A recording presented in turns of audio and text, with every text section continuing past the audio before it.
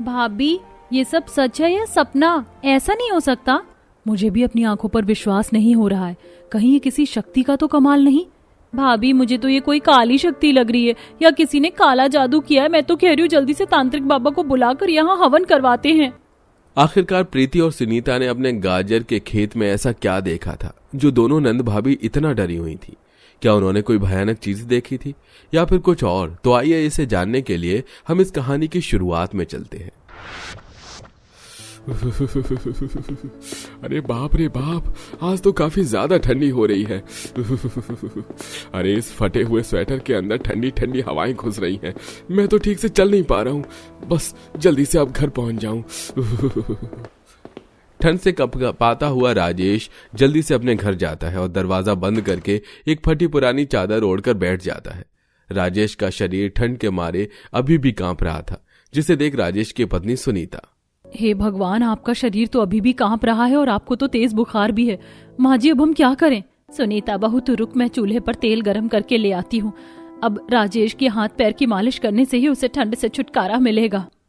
कलावती चूल्हे पर तेल गरम करती है और अब दोनों सास बहू मिलकर राजेश के उस गरम तेल से हाथ पैर की मालिश करती हैं और राजेश को चूल्हे के पास बिठा देती हैं, जिसकी गर्माहट से अब राजेश को थोड़ी बहुत ठंडी कम लगती है। भगवान का शुक्र है कि भैया आपकी सर्दी कम हुई। मुझे तो आपकी काफी ज्यादा फिक्र हो रही थी, कहीं आप बीमार पड़ जाते तो हम क्या करते। अब जब तक ये सर्दी का मौसम रहेगा तब तक ये सब चलता रहेगा। हम में से किसी के पास भी गर्म कपड़े नहीं है। बिना गर्म कपड़ों के तो ये हाल होगा ही ना। देखो ना माँ, मेरा स्वेटर फट गया। आपने कहा था कि आप मुझे इस साल नया स्वेटर दिलाओगे। हमारे इस फटे हुए स्वेटर को देखकर हर कोई हमारा मजाक उड़ाता है। माँ, आप हमें नया स्वेटर कब ला कर दोगी? पता है, इस फटे हुए स्वेटर को पहनकर बिल्कुल भी ठंड नहीं रुकती है। दोनों बच्चों की बात को सुनकर सारा परिवार उदास हो जाता है। अपनी गरीबी के चलते इस परिवार के पास इतने भी पैसे नहीं थे कि वो इस ठंड से बचने के लिए गर्म कपड़े ला सके। हर साल की तरह इस साल भी इस गरीब परिवार को अपने पुराने सर्दी के फटे पुराने कपड़ों में ही इस ठंड को गुजारना था। कपड़े तो बहुत दूर की बात, इनका तो घर भी अब रहने लायक नहीं बचा था। घर की टूटी खिड़की, दरवाजों और दीवारों पर हुई दरारों से ठंडी ठंडी हवाएं अक्सर उनके घर के अंदर आया करती थी। बहू, इस घर में रहना और ना रहना एक बराबर है। सारी ठंडी हवाएं तो घर के अंदर आती रहती हैं, क्या ही फायदा। इससे अच्छा तो हम बाहर ना रह लेते। माँ जी, मैं तो सोच रही थी कि इस साल हम कोई ना कोई सब्जी की खेती करेंगे और उसे बेचेंगे, लेकिन पैसों की कमी के चलते हम लोग खेती ही नहीं कर पाए। कड़कड़ाती ठंड में पूरा परिवार अपने छोटे मोटे घर और बिना गर्म कपड़ों के काफी ज्यादा परेशान था। हर रोज की तरह सभी लोग घर में बैठकर ठंड से कांप रहे होते हैं कि तभी उनके घर पर उनकी पड़ोसन सुमित्रा आती है। सुमित्रा के हाथों में एक टोकरी थी जिसमें ढेर सारे गाजर रखे हुए थे। सुमित्रा बेटा, तू यहाँ और इतने सारे गाजर कैसे? आप तो जानती हैं कि इस साल हमने गाजर की खेती की थी और भगवान की कृपा से हमारी काफी अच्छी खेती हुई है। हमें सारे गाजर तो मंडी में ले जाकर बेच दिए, लेकिन ये कुछ गाजर हमने अपने इस्तेमाल के लिए रखे थे, लेकिन अब हम कुछ दिनों के लिए बाहर जा रहे हैं। ये गाजर खराब ना हो जाए, इसलिए सोचा आपको दे देती हूँ, आप इनसे कुछ बना लीजिएगा। सुमित्रा उन गाजर को देखकर वहां से चली जाती है, जिसे देख सुनीता काफी ज्यादा खुश होती है। अब हमारी गरीबी वाले दिन जाने वाले हैं। ठंड का मौसम है और ठंड में तो गाजरों की इतनी ज्यादा बिक्री होती है। हम इन गाजरों की खेती करते हैं और फिर आराम से इन्हें बेचेंगे और होने वाले मुनाफे से हम सबसे पहले अपने घर की मरम्मत करवाएंगे और साथ ही साथ गर्म कपड़े भी लेकर आएंगे। अगले दिन दोनों नंद भाभी उस गाजर को लेकर खेती करने के लिए अपने आंगन में जाती हैं कि तभी वहां एक गरीब आदमी आता है जिसकी हालत काफी ज्यादा खराब थी। बहन जी, कुछ खाने के लिए मिल सकता है क्या? 4 दिनों से कुछ भी नहीं खाया है। बहुत भूख लग रही है। मेरे घर में तो कुछ भी खाने के लिए नहीं है, बस ये कुछ गाजर हैं, आप इन्हें खा लीजिए। वो आदमी देखते देखते टोकरी में रखी हुई सारी गाजर खा लेता है और सिर्फ एक ही गाजर बचता है। बहन जी, आपका बहुत बहुत शुक्रिया। बस भर गया मेरा पेट। ये एक गाजर बच गया है, इसे ले लीजिए। गरीब आदमी प्रीति के हाथ में उस गाजर को रखकर चला जाता है, जिसे देख प्रीति, भाभी इसने तो सारी गाजर खा ली, सिर्फ एक ही गाजर बची है। अब इसका क्या करेंगे हम इसे एक गाजर की खेती करेंगे। जानती हूँ थोड़ा सा समय लगेगा, लेकिन इसके अलावा अब हमारे पास कोई और दूसरा रास्ता नहीं है। नंद भाभी मिलकर अपने आंगन में उस एक गाजर की ही खेती करना शुरू कर देती हैं और देखते ही देखते सिर्फ कुछ हफ्तों के अंदर ही उनका पूरा आंगन गाजरों से भर जाता है। भाभी, गाजर की खेती में तो थोड़ा समय लगता है, लेकिन इन गाजर की खेती तो कितनी जल्दी हो गई ना। मैंने तो सोचा भी नहीं था कि इकलौते गाजर से हम इतनी जल्दी से ढेर सारे गाजरों की खेती कर लेंगे। चलो अब इन्हें यहाँ से निकालते हैं और बाजार में जाकर बेचते हैं। दोनों नंद भाभी एक एक करके उन सभी गाजर को तोड़ रही होती हैं कि तभी एक गाजर चिल्लाते हुए कहता है, जरा आराम से निकालो, मैं तुम्हारी तरह इंसान नहीं हूँ, पर जान मुझ में भी है, मुझे दर्द हो रहा है। हे भगवान, ये क्या भाभी, इस गाजर के तो छोटी छोटी हाथ, पैर, मुंह सब कुछ है। ये सब क्या है? ये सब सच है या मेरी आंखों का धोखा? मुझे तो बहुत डर लग रहा है। जरूर ये कोई काला जादू है। जल्दी से तांत्रिक बाबा को बुला कर लाते हैं। अरे तुम लोग मुझसे डरो मत, मैं कोई काला जादू या मायावी नहीं हूँ, बल्कि मैं तो एक प्यारा सा नन्हा सा गाजर हूँ। जिस आदमी को तुमने अपने सारे गाजर खिलाए थे और उसने जो तुम्हें इकलौता गाजर दिया था, मैं वही गाजर हूँ। मैं जादुई गाजर हूँ। वो आदमी कोई और नहीं बल्कि भगवान का दूत था। तुमने उसकी मदद की, इसलिए उसने उपहार के तौर पर मुझको दिया तुम्हें। मुझे तो यकीन नहीं हो रहा है। भला कोई गाजर कैसे बोल सकता है? तुम मुझे देख लो ना, मैं हूं ना जादुई गाजर। मैं तो तुम लोगों की एक बात बताना ही भूल गया, मैं जादुई गाजर हूँ। मेरे पास बहुत सारी शक्तियां हैं। तुम लोग मेरी मदद से कुछ भी कर सकती हो। यहाँ जितनी भी गाजर है ना, ये भी मेरी तरह जादुई गाजर है। तुम जो चाहे इसे बना सकती हो। तुम सच कह रहे हो जादुई गाजर? हम जो चाहे इन गाजरों से बना सकते हैं? कुछ भी मतलब तो यही है ना कि हम इन गाजरों से कपड़े भी बना सकते हैं और घर भी।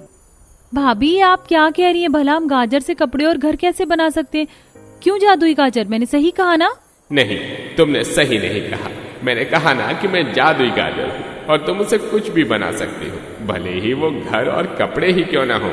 मैंने कहा था ना, चलो अब हम इन गाजर की मदद से सबसे पहले कपड़े बनाते हैं। वो जादुई गाजर सुनीता और प्रीति को ढेर सारी गाजर देता है, जिनकी मदद से अब दोनों नंद भाभी स्वेटर, शॉल, जैकेट, जुराब, टोपा, सारे गर्म कपड़े बनाने लगते हैं। उन गाजर के कपड़ों को पहनने के बाद घर में किसी को भी ठंड नहीं लगती। अरे मुझे तो यकीन ही नहीं हो रहा है कि मैं गाजर के कपड़े पहन रखे हैं। ऐसा लग रहा है कि कोई सपना देख रहा हूँ। अरे भैया, ये सपना नहीं है, सच है।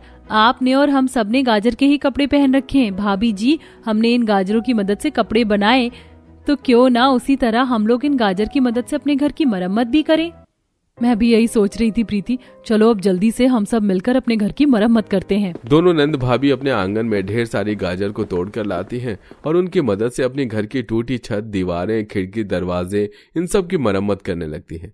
और कुछ देर में उन सब का घर बिल्कुल सही हो जाता है और अब उनके घर में कहीं से भी ठंडी हवाएं नहीं आती। हमारा ये घर अब कितना ज्यादा सुंदर दिख रहा है ना, और कितना गर्म भी है। अब किसी भी कोने से ठंडी हवाएं घर के अंदर नहीं आ रही हैं। इस घर और इन कपड़ों के लिए तुम्हारा बहुत बहुत शुक्रिया गाजर। सुनीता बाहर आंगन में जाती है और आंगन में कुछ गाजर को लाकर उनसे गाजर का हलवा बनाकर पूरे परिवार को खिलाती है, जो सभी को काफी पसंद आता है। आपने तो बहुत स्वादिष्ट गाजर का हलवा बनाया है, ये तो बहुत ज्यादा अच्छा है।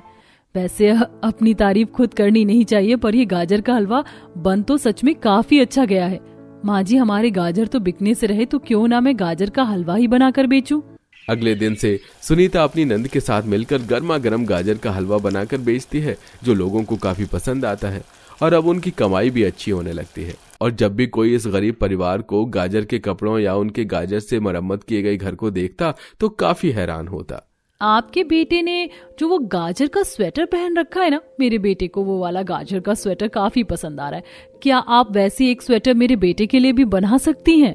पड़ोसन कनिका की बात सुनकर सुनीता काफी खुश होती है, जिसके बाद अब वो जादुई गाजर की मदद से कनिका के बेटे के लिए भी एक गाजर का स्वेटर बनाती है।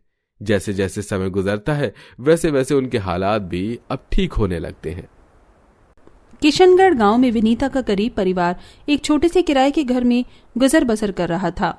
एक शाम उसकी तीनों बेटियां और उसकी सास गोमती ठंड के कारण एक ही रजाई में सिमट कर बैठे हुए थे। तभी घर का दरवाजा खुलने से ठंडी हवा आती है। हाय दैया रे, अरे बंद कर दरवाजा, वरना मैं यहीं जम जाऊंगी बहू। हाँ माँ जी, बस बंद ही कर दिया है। सच में बहुत तेज और ठंडी हवा चल रही है। हाँ, अरे ठंडी हवा नहीं चलेगी तो क्या गर्म हवा चलेगी? ठंड से खराब मौसम तो कोई है ही नहीं। दादी ठंड लग रही है, रजाई मत खींचो ना। रजाई ना खींचे तो क्या निपट जाऊं इस ठंड में, खबरदार जो खींचा तानी की तो। माँ जी बच्ची है, प्यार से समझाइए। ऐसा है बहू, प्यार का नतीजा है जो तेरी इन 3 फूल कुमारियों को झेल रही हूँ। मेरी जगह कोई दूसरी होती ना तो तेरा जीना दुश्वार कर देती। विनीता की तीनों बेटियां अपनी माँ को गोमती के ताने सहते हुए देखती हैं। गुस्से में तीनों रजाई खींचती हैं तो गोमती भी जोर लगाती है और अचानक ही चर्र की आवाज के साथ रजाई का ऊपरी हिस्सा फट जाता है। ले कर दिया ठंड में बिस्तर गीला। गीला नहीं हुआ है, रजाई फटी है दादी। हुआ तो नुकसान ही है ना निकम्मी। गोमती के चिल्लाने की आवाज सुनकर बाहर बैठा सुखिया अंदर आता है। अरे भाग्यवान, क्यों चिल्ला रही हो? पड़ोसी सुनेंगे तो क्या कहेंगे? चिल्लाओ नहीं तो क्या गूंगी बनी बैठी जाऊं? अरे ले देकर एक ही रजाई थी, वो भी इन 3 छुटक्कियों ने फाड़ दी। माँ जी आप शांत हो जाइए, मैं इसे सिल दूंगी। इतना कहकर विनीता अपनी सास को शांत करती है। दरअसल गोमती 3 पोतियां हो जाने के कारण अपनी बहू और पोतियों से कभी खुश नहीं रहती थी। हमेशा छोटी छोटी बातों के लिए उन्हें कोसती रहती। अब ठंड के मौसम में सर्दी बढ़ने के कारण बड़ा परिवार होने से विनीता के घर में सभी को दिक्कतें होने लगी थी और सबसे बड़ी दिक्कत रजाई को लेकर थी। सुनिए जी, ठंड बहुत बढ़ गई है और आगे तो और दिक्कत होगी। हाँ विनीता, काम करते हुए ठंड से हाथ कब ठंडे पड़ जाते हैं पता ही नहीं चलता। इसीलिए मैं कह रही थी कि कुछ पैसों का जुगाड़ करके नई रजाई ले लेते हैं। रात को ठंड के चलते बच्चे ठीक से सो नहीं पा रहे। उसकी बातें पास ही खड़ी गोमती के कानों में पड़ती है तो वो पैर पटकते हुए वहां आती है। वाह वाह वाह, ठंड में बच्चे नहीं सो पा रहे, उनकी फिक्र है, लेकिन ये बूढ़ी सास सारा दिन कांपती रहती है, वो नहीं दिखता बहू। नहीं माँ जी, ऐसी बात नहीं है, मैं आपके भी। तू रहने दे बहू, वो तो मैं मजबूर हूँ, इसलिए बेटे के भरोसे हूँ। माँ आप ऐसी बातें मत कीजिए। और विनीता रही रजाई की बात, तो अभी ठंड के कारण रजाइयों के दाम आसमान छू रहे हैं। वैसे ही मेरी कमाई घर में पूरी नहीं पड़ती, इसीलिए अभी तो रजाई नहीं ला सकता मैं। अनिल की बातें और अपनी सास के तानों ने विनीता को निराश कर दिया था। एक रोज विनीता की बड़ी बेटी रोली बर्तन धोते हुए कांप रही थी। तभी विनीता उसे पानी से दूर करती है। तू क्यों बर्तन धोने लगी? मैं आ तो रही थी। माँ, वो दादी ने काजल को बर्तन धोने को कहा, वो छोटी है कैसे धोती, इसलिए मैंने सोचा मैं ही कर देती हूँ ताकि दादी नाराज ना हो और आपकी भी मदद हो जाए। हाय मेरी बच्ची, कैसे ठिठुर रही है ठंडे पानी में हाथ डालकर। विनीता कांपती हुई रोली को गले से लगा लेती है और मन ही मन कहती है, मैं अपने बच्चों को इस ठंड में और परेशान नहीं देख सकती। मुझे कैसे भी करके नई रजाई तो लानी ही होगी घर में। विनीता अगले दिन रजाई का दाम पता करने बाजार में निकलती है, जहां उसे तरह तरह की रजाई दिखाई पड़ती हैं। भैया, ये बड़ी वाली रजाई का क्या होगा? ये वाली? हाँ, बहुत सही पसंद की है बहन जी। बड़ी तो है ही ये रजाई, एक बार इसके अंदर गए तो ठंडी हवा सर्दी किसी का डर नहीं है। अच्छा, लेकिन क्या दाम है इसका, वो तो बताइए ना। बस अच्छी चीज है बहन जी, तो अच्छा दाम भी है, बस 4000 रुपए। 4000 रुपए? इतने में तो 2 महीने का घर का राशन आएगा। नहीं भैया, थोड़ा कम कीजिए। अरे सस्ती चाहिए तो ये छोटी वाली ले लीजिए 3000 में।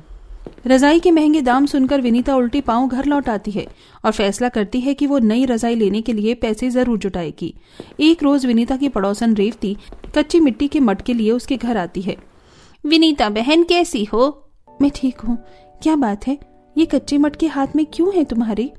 वो बात ऐसी है विनीता बहन कि तुम तो जानती ही हो कि मैं मटके बनाने का काम करती हूँ, लेकिन सर्दियों में मेरे घर के आंगन में धूप नहीं आती कि मटके सूखे, इसलिए क्या इन्हें मैं तुम्हारे आंगन में रख दूं? हाँ रेवती बहन, क्यों नहीं, तुम यहाँ इन्हें रख सकती हो। वैसे मुझे भी तुमसे एक मदद चाहिए। हाँ तो कहो ना विनीता बहन। शादी से पहले मैं भी मटके बनाया करती थी, क्या मैं भी ये काम कर सकती हूँ? बदले में ठीक ठाक पैसे मिल जाए बस। ठीक है विनीता, मैं अपने सेठ से बात करती हूँ, लेकिन काम मिलेगा तो तुम्हें लग कर करना पड़ेगा। सोच लो, क्योंकि सर्दी का समय है तो लोग आलस के चलते काम ही नहीं करते, और ये काम तो वैसे भी पानी मिट्टी वाला है। नहीं, तुम भरोसा रखो, मैं काम कर लूंगी। रेवती अपने सेठ से बात करके विनीता को मटके बनाने का काम दिलवाती है, जिसके लिए ठेला भरकर मिट्टी और चाक विनीता के घर आता है और फिर विनीता मटके बनाने के काम में जुट जाती है। एक रात जब वो सब काम खत्म करके सोने जाती है तो देखती है कि सीली हुई रजाई भी उसकी सास पूरी तरह ओढ़कर सोई हुई है। तभी विनीता अपनी 2-3 साड़ियों को इकट्ठा करके अपने बच्चों को उड़ा देती है। अरे तुम अभी तक जागी हुई हो? सो जाओ विनीता। अपने परिवार को ऐसी ठंड से ठिठुरते देखकर भला मुझे कैसे नींद आ सकती है? मैं समझता हूँ विनीता, मैं कितना मजबूर हूँ, मुझे थोड़ा समय दो, मैं जुगाड़ करता हूँ नई रजाई लाने के लिए। विनीता उसकी बातों का कोई जवाब नहीं देती। अब बीतते समय के साथ विनीता मेहनत कर ठंड में ठंडे पानी और मिट्टी से घड़े तैयार करती। ज्यादातर समय हाथ पानी में रहने के चलते उसके हाथ सूजकर लाल हो जाते हैं, फिर भी वो घड़े बनाना नहीं छोड़ती। एक रोज घड़े बनाते हुए उसके सूजे हाथों में से खून निकलने लगता है तो उसकी बेटी कहती है, माँ रहने दीजिए, दिखाइए कितना खून निकल रहा है हाथों में। अरे तू क्यों टसुए बहा रही है? जब तेरी माँ खुद अपनी मर्जी से ठंड में ठिठुर रही है तो भला इसमें कोई क्या ही कर सकता है। रोली बेटा, रोती नहीं, जाओ अंदर बैठो, मैं अभी आकर खाना बनाती हूँ। बहू हाथ अच्छे से धोना, पता चले तेरे बनाए खाने में भी ये चिकनी मिट्टी का स्वाद आए। चिंता मत कीजिए माँ जी, और आप भी अंदर चलिए, ठंडी हवा में रहना आपकी सेहत के लिए ठीक नहीं है। गोमती मुंह बनाकर अंदर चली जाती है। ठीक 1 महीने बाद जब विनीता को घड़े बनाने की अच्छी खासी रकम मिल जाती है तो वह सबसे पहले बाजार जाकर 2 नई रजाई लेकर आती है, जिससे सबसे पहले वो अपनी एक सास को देती है। माँ जी ये लीजिए नई रजाई, और ये सिर्फ और सिर्फ आपकी रजाई है, आपको इसे किसी के साथ बांटना नहीं पड़ेगा। इससे आपको ठंड में राहत भी मिलेगी और अच्छी नींद भी आएगी। हाँ दादी, और अब मैं आपकी रजाई भी नहीं खींचूंगी, पक्का। अपनी बहू और पोती की बात सुनकर गोमती की आंखों में आंसू आ जाते हैं। बहू, मैंने तुझे और तेरी बेटियों को कितना कोसा, इतनी कड़वी बातें कही, उसके बाद भी तू इतनी मेहनत करके ये नई रजाई मेरे लिए लेकर आई है। हाँ माँ जी, क्योंकि मुझे फिक्र है आपकी, और वैसे भी आप मुझे कितना भी कुछ भी कहें, आप रहेंगे तो मेरी सास ना, और मैं आपको ऐसी ठंड में ठिठुरता हुआ नहीं देख सकती। देखा भाग्यवान, मैं ना कहता था कि हमारी बहू सोना है, एकदम खरा सोना। इसके हाथों की हालत देखो, ठंड में भी इतने घड़े बनाकर तुम्हारे लिए नई रजाई का इंतजाम किया है। सही कह रहे हैं आप, मैं ही अपनी बहू को नहीं समझ पाई, मुझे माफ कर दे बहू। मुझे भी माफ कर दो विनीता, तुम मुझे कहती रही लेकिन मैं अपनी मजबूरी गिनाता रहा। आप लोग ऐसा मत कहिए, मैंने जो कुछ भी किया है वो मेरा फर्ज है। और अब ये सब बातें छोड़िए, आप लोग ठंड में बस इस रजाई की गर्माहट का मजा लीजिए, मैं अभी पकौड़े बनाती हूँ। विनीता की बातें सुनकर सभी मुस्कुराने लगते हैं, और इस तरह से गरीब के घर में नई रजाई के आने से सबके चेहरे खिल उठते हैं। साथ ही अब विनीता के परिवार को ठंड के कारण रात में न तो कांपता और न ही जागना पड़ता।